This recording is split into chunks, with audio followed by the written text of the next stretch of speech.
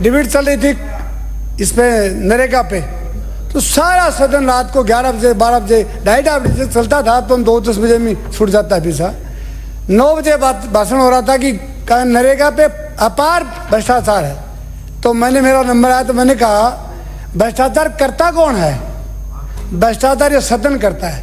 तो सब चौंक रह गए। मैं कहा तुम ये बताओ, मंत्र और तंत्र दो केस हैं। मंत्र तो मंत्री होते हैं और तंत्र अफसर होते हैं। अगर मंत्री का मंत्र ठीक लगेगा तो तंत्र अपने आप फड़फड़ाएगा। पर मंत्र वाला क्या सोचता है कि भाभी रांड हो जाए, भाई जिंदा रह जाए, कि मैं तो केवल खा लूं और नीचे वाला खाए नहीं, दोनों मिलके काम गड़बड़ करता है। जब मैं कहता हूं अब भी आप भ्रष्टाचार की बात करते हो, और ये जो सारा सिस्टम क्लेप्स हो रहा है ये भ्रष्टाचार के चलते हो रहा है।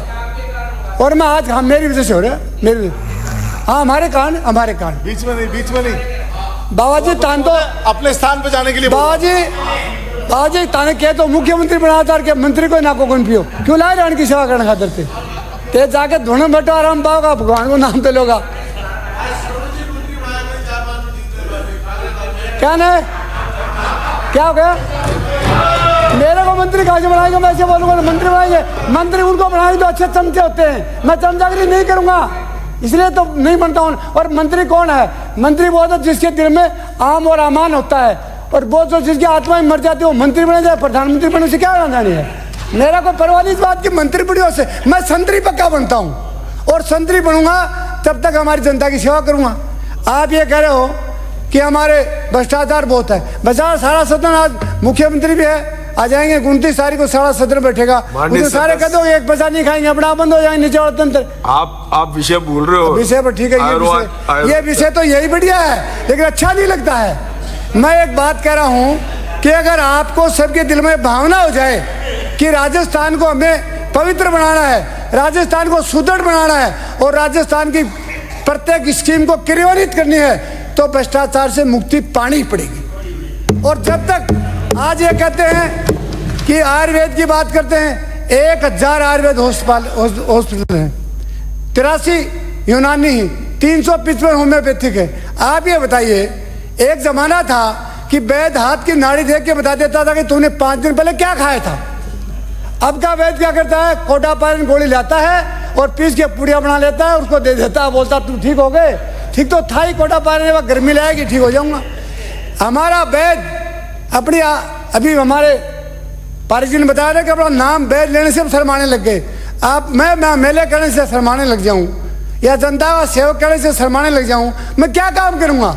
मुझे अपने कर्म के प्रति उदासीनता नहीं होनी चाहिए। मैं जो कर्म पे जीत के आया हूँ, मैं जिस सब्जेक्ट से मैं डिग्री करके आया हूँ, उस डिग्री के प्रति हमारा उत्साह होना चाहिए। वैद्य कहता है मेरे को डॉक्टर कहा करो, डॉक्टर बनने के बाद तो भगवान बन जाएगा क्या? तुम अपने वैद्य हो, वैद्य के नाम से लोग श्रद्धा से जीवनी मानते थे वैद्य को। वैद्य खत्म हो गए, यूनानी खत्म हो गए, होम्योपैथिक वाले सफेद गोली देते, फिर कहता कोटापायन हो ले लो क्या? तो कोटापायन से दुखी हो गए तो आपके पास आए थे, आप फिर कोटापायन देने लगे। मैं आप बता रहा हूँ मंत्री जी, हमारे उप मुख्यमंत्री जी, आज जो सिस्टम है वो सिस्टम क्लैप्स हो गया। यहाँ उसका एडमिनिस्ट्रेशन खत्म हो गया, वैद्य खत्म हो गया तो हो गया, पर हमारा एडमिनिस्ट्रेशन भी खत्म होगा। कौन जाके चेक करता है? कौन कहता है बेड टाइम पर आ नहीं आया, दवाई टाइम पर आ नहीं आई, किसको दिया कि नहीं दिया? कोई है एडमिनिस्ट्रेटर? जिसको भी हमने ड्यूटी दिया वो ड्यूटी वाला मिल करके अपनी ड्यूटी को भूल जाता है और गांधी जी की चिट्ठी से लग जाता है। जब तक ये गांधी वाली चिट्ठी धूमिल नहीं होगी ना, तब तक ये मामला सेटराइट नहीं होगा। इसलिए आप सब कहते हो कि हॉस्पिटल और खुलवा दो। हॉस्पिटल तो 1000 बहुत हैं, 2400 PSC खुली हुई हॉस्पिटल तो इतने हैं। कई कहते हैं कि एक 600 आदमियों पर एक हॉस्पिटल है। मैं हिमाचल गया था, हिमाचल में गोली लेने के लिए मुझे एक जरूरत पड़ गई, मैं 20 किलोमीटर तो चला गया, हॉस्पिटल नहीं मिला।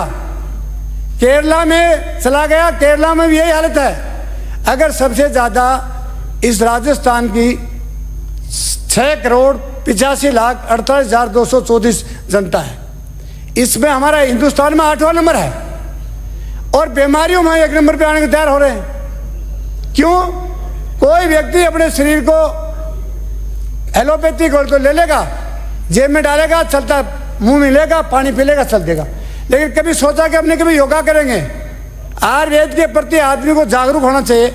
आयुर्वेद में इतनी ताकत है, मैं दावा के साथ कह सकता हूं कि अगर किसी भी पत्ते को आप खाओगे वो आयुर्वेद है।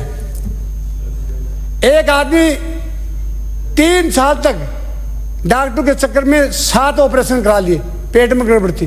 हमने उसको 4-5 चीजें बताई कि सैंधव के पत्ते, बील के पत्ते, तुलसी के पत्ते, आम के पत्ते, अमरूद के पत्ते, 10 पत्ते तुम डेली बना के खा लिया करो, ठीक हो जाओगे। वो ठीक हो गए। बोले भाई साहब ठीक हो, वास्तव में ठीक हो गए हम तो। मैं कह रहा हूँ हर आदमी में आयुर्वेद है, पर कोई यूज ही नहीं करता है। केवल गोली लिया, पत्ता देना, पत्ता देना, पत्ता देना, पत्ता लेते जाओ और पत्ता के कटता जाएगा। बूंदी से आने वाले माननीय सदस्य हंस रहे हैं। कोई भी इनकी बीमारी आए तो आप इलाज बताना। आप ये तो हंसने से कोई फायदा नहीं मिलेगा। आप हंसते रहना, फिर मेरे को फायदा मिल जाएगा 5-7 मिनट में। अब कोरोना में आयुर्वेद की आपको मान लो, कोरोना में केवल बगैर पैसे की चीज थी गिलोय।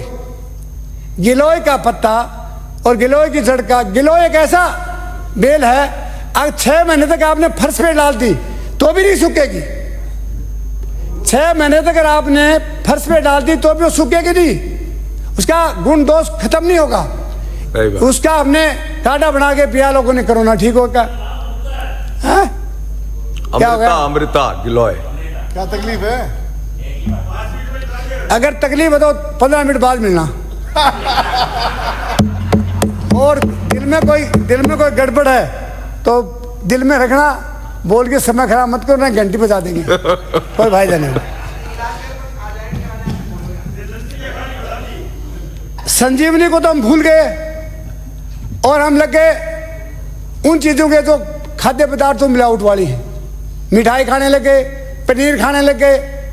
अगर हमने जड़ी बूटियां खाई, अगर हमने खींप की पत्तियों का, खींप की फलियों का हमने सब्जी खाया तो 20 रोग खत्म होते हैं।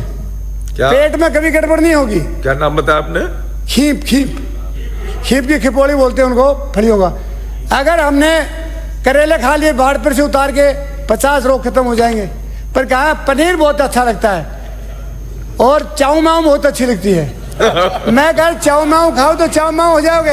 एक सेठ कलकत्ता का मिला, उसकी घरवाली में था वजन 110 किलो वजन, और उस खुद में था 115 किलो वजन, और पोते में था 90 किलो वजन। इनके लिए मत कहो, सबको। मैंने कहा तुम्हारा सेठ जी क्या हाल है? बोलो 3वां गोटा में दर्द है। तो मैं क्या खाते हो? बोलो चाऊ माऊ खाते हैं, बर्गर खाते हैं। तो मैं कहा दर्द मेरे आएगा, तेरे नहीं आएगा। तो बर्गर खाए तो दर्द ही आएगा। तो मैंने उसको 3-4 योगा करके बता दिया। बोले ये तो मैं अगली उम्र में कराऊंगा, अगले जन्म में तो नहीं कर सकते। क्यों नहीं कर सकते?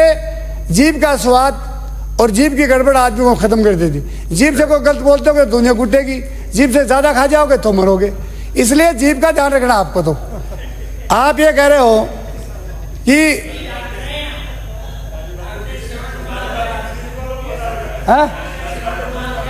मैं तो इनको बता रहा हूं, श्रवण कुमार बोलिए सर।